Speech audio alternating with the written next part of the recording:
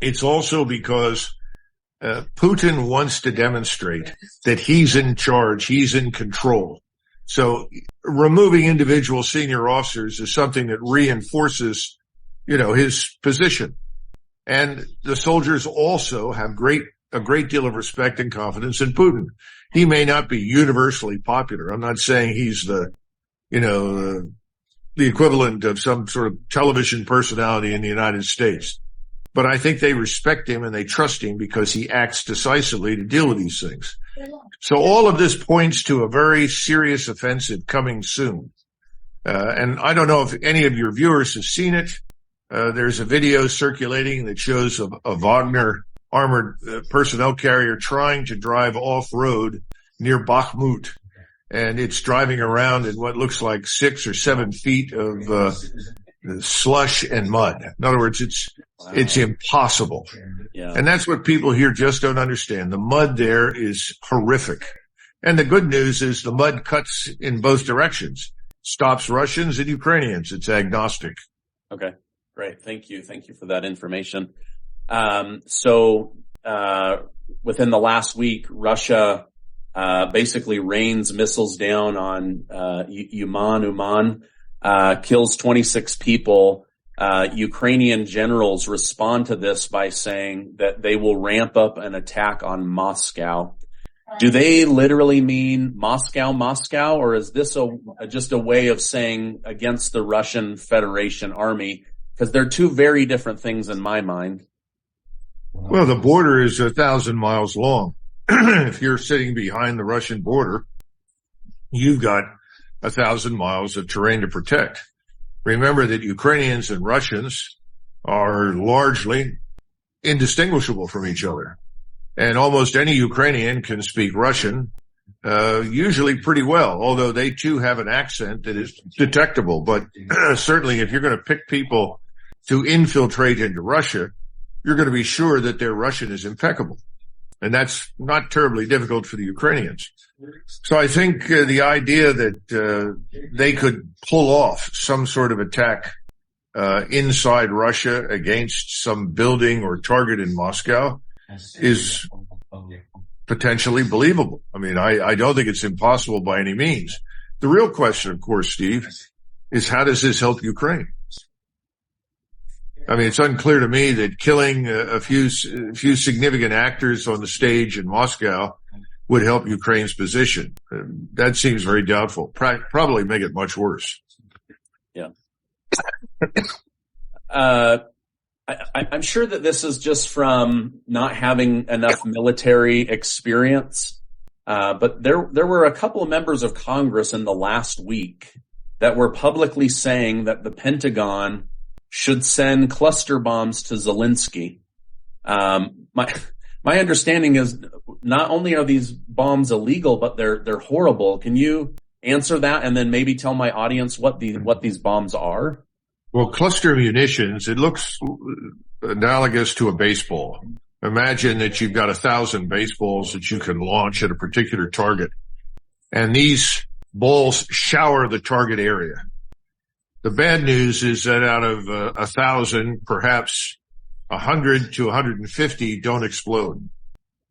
Okay. That means that you now have an explosive device lying around on the ground. This happened to us back in 90 and 91.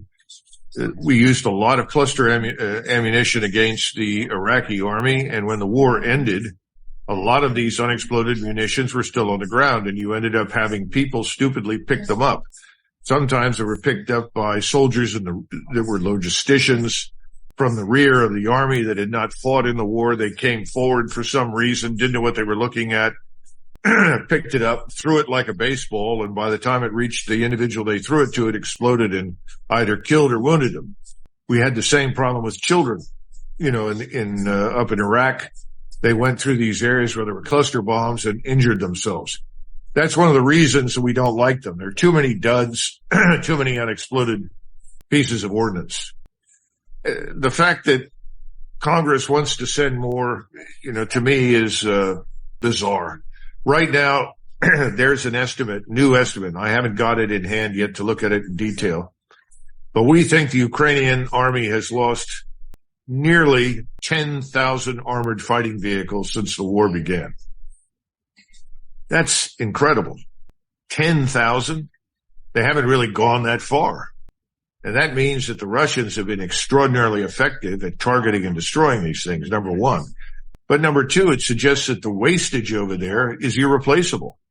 How do you make up for 10,000 lost armored fighting vehicles at this point? Well, it's virtually impossible.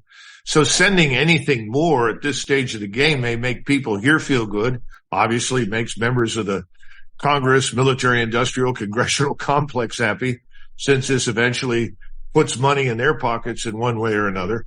But it's not going to change the outcome over there. Yeah. That's so interesting that you say that, because part of General Milley's testimony before Congress was he was asked, I think by the senator from Mississippi, why are you so confident in Ukraine's ability to still win? And he said, it's because we've done so much damage to Russian armored vehicles. But it sounds like it's just the opposite. I think it is. You just had this General Kaboli, who is the Supreme Commander Allied Powers Europe in shape, and he's the NATO commander, if you will. Not the most impressive speaker I've ever listened to, but he recently testified and said that it's, in his judgment, and he put it strangely, there's not much evidence that the Russian armed forces have been seriously harmed by the war.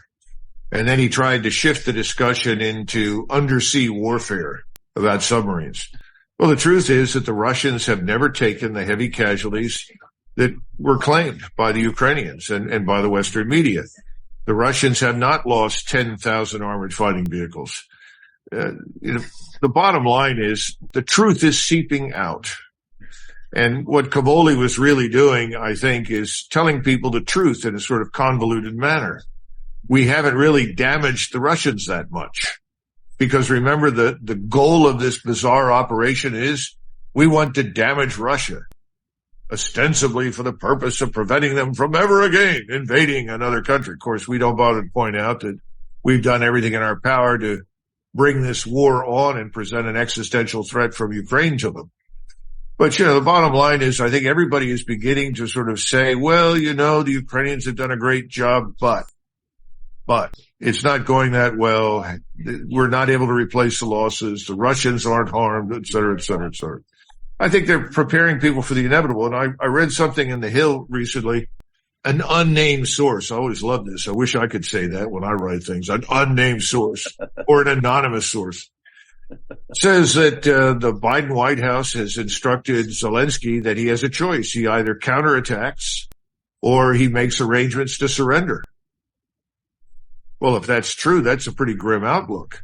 The real question you have to ask yourself if you're sitting in Kiev is, why should I sacrifice what little military power I have left if I'm faced with that sort of choice, that sort of self-inflicted catastrophe? Yeah. Former CIA agent Ray McGovern was recently on my show. He said that he believes it won't be even 12 more months before Zelensky's taken out, either peacefully by NATO or the Nazi battalion. But either way, he said, I don't think Putin's going to take him out. I think it will be his own people or NATO that will say, here's a bunch of money, go do something else. What are your thoughts on Zelensky over the next year? Zelensky is someone that I like to compare to Macron. What was Macron before he became president of France? I think he was a bank teller who was identified by George Soros and others as a marketable candidate. He was then groomed, prepared, and launched, ends up as president of France. I don't know how much longer Mr. Macron is going to last, because I think he too has been identified as an empty suit who is simply implementing the quote-unquote globalist agenda. And that's behind much of the discontent in France. I think Zelensky's similar. Here's this man that was a quasi-comedian who liked to dress up as women and do funny things on stage with others. and someone decides that they're going to make him into a viable political candidate.